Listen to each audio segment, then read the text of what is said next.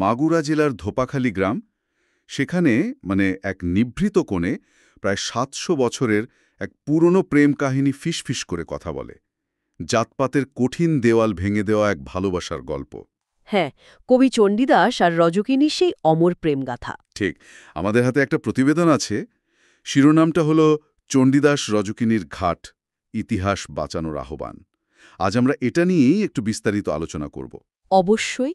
দেখা যাক এই ঐতিহাসিক প্রেম, এর স্মৃতিমাখা জায়গাটার এখনকার করুণ দশা, আর কেনই বা একে বাঁচানো এত জরুরি সেই কথাগুলো। ভাবুন একবার, ১৪ শতকের কথা, একজন উচ্চবর্ণের ব্রাহ্মণ, জমিদার পুত্র কবি চণ্ডীদাস, তিনি যাকে নিচু জাতের মনে করা হতো, সেই রজকিনীকে এক ঝলক দেখার জন্য হ্যাঁ, একটা নির্দিষ্ট ঘাটে, ঠিক একটা নির্দিষ্ট ঘাটে বর্ষি ফেলার ছলে টানা ১২ বছর অপেক্ষা করেছিলেন। এটা তো অবিশ্বাস্য। অবিশ্বাস্য তো বটেই। আর এই পটভূমির পাশে জায়গাটার আজকের অবস্থাটা সত্যি মন খারাপ করার মতো। হ্যাঁ, আচ্ছা, একটু যদি খুলে বলেন, চণ্ডীদাস রজকিনী তাদের পরিচয়টা ঠিক কি ছিল? চণ্ডীদাস তো শুধু সেই সময়ের একজন বিখ্যাত বৈষ্ণব কবি ছিলেন না, তিনি ছিলেন দাস বংশের এক সম্ভ্রান্ত ব্রাহ্মণ জমিদার পরিবারের ছেলে। ভক্তি আর প্রেমের দর্শনে বিশ্বাসী একজন মানুষ। আচ্ছা। আর রজকিনী ছিলেন ধোপা সম্প্রদায়ের এক নারী, তখনকার সমাজে যাদেরকে নিচু জাতের বলে ধরা হতো। তাদের প্রেমটা ছিল আসলে ওই সময়ের যে কঠোর জাতিভেদ প্রথা, তার বিরুদ্ধে একটা মস্ত বড় প্রতিবাদ, একটা চ্যালেঞ্জ। আর ওই যে ১২ বছর ধরে ঘাটে অপেক্ষার গল্পটা, ওটা কি শুধু লোককথা? না না, শুধু লোককথা বলাটা ঠিক হবে না।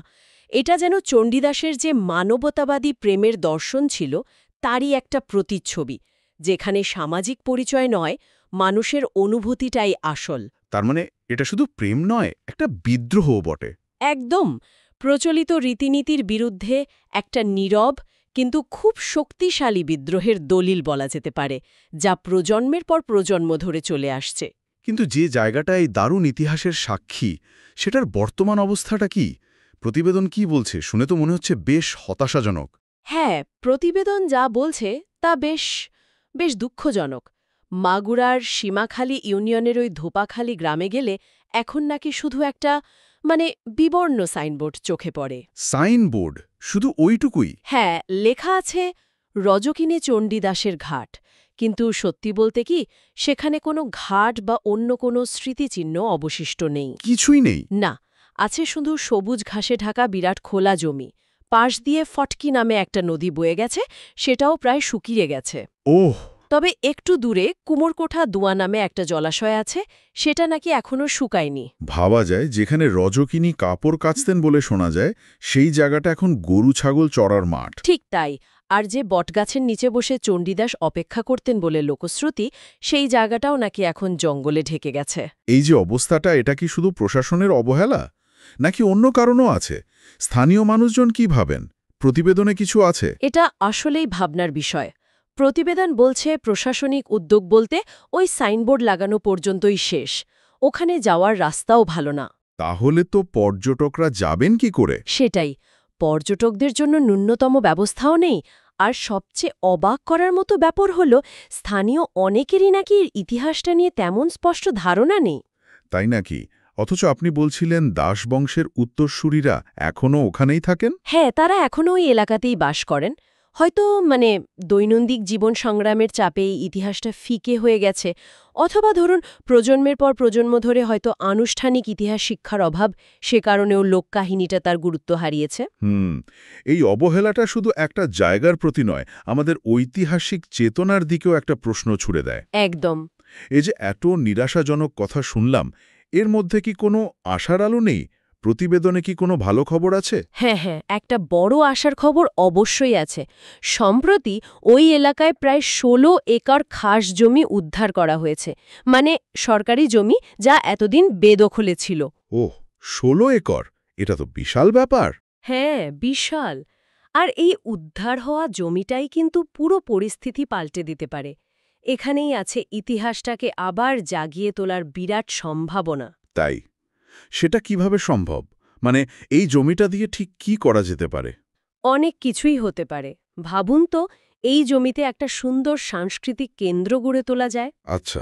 যেখানে চণ্ডীদাস রজকিনীর গল্প, তখনকার সমাজ, বৈষ্ণব পদাবলীর গুরুত্ব এই সব কিছু তুলে ধরা হবে। ঘাটটাকে হয়তো প্রতীকীভাবে আবার তৈরি করা যেতে পারে। বাহ! ইনফরমেশন বোর্ড, লোক কাহিনীর ছবি দিয়ে ছোট ছোট প্যাভিলিয়ন, এমনকি একটা ছোট্টখাটো মিউজিয়ামও হতে পারে। এটা হলে তো দারুণ হবে। অবশ্যই এর ফলে শুধু ৭০০ বছরের পুরনো ইতিহাসটাই বাঁচবে না, জায়গাটা দেশি বিদেশি পর্যটকদের কাছেও দারুণ আকর্ষণীয় হয়ে উঠবে। স্থানীয়দের জন্য কাজের সুযোগ তৈরি হবে, আর মাগুরার যে একটা সাংস্কৃতিক ঐতিহ্য আছে সেটাও তো দেশের বাইরে পরিচিতি পাবে। ঠিক। এটা শুধু ইট পাথরের ব্যাপার নয়, এটা আমাদের শিকড়ের সঙ্গে নতুন প্রজন্মের একটা যোগসূত্র তৈরির মতো। একদম। তাহলে সারসংক্ষেপ করলে এটাই দাঁড়ায় যে চণ্ডীদাস রজকিনীর ঘাট শুধু একটা প্রেম কাহিনীর জায়গা নয়, এটা আসলে জাতপাতের ঊর্ধ্বে ওঠা মানবতাবাদের একটা শক্তিশালী প্রতীক। ঠিক। কিন্তু দুঃখের বিষয়, সেই প্রতীক আজ অবহেলায় প্রায় হারিয়ে যেতে বসেছে। শুধু একটা সাইনবোর্ডে তো আর ইতিহাস বাঁচে না। একে স্থাপত্য আর কাঠামোগতভাবে বাঁচিয়ে তোলা দরকার, কারণ এটা আমাদের ইতিহাস, আমাদের সংস্কৃতির একটা জরুরি অংশ। একদম ঠিক বলেছেন। এর জন্য দরকার একটা মিলিত প্রচেষ্টা। মানে সরকারি উদ্যোগ লাগবে, স্থানীয় মানুষজনকে এগিয়ে আসতে হবে, আর আমাদের সবার সচেতনতাও দরকার। হ্যাঁ, সম্মিলিত উদ্যোগ ছাড়া হবে না।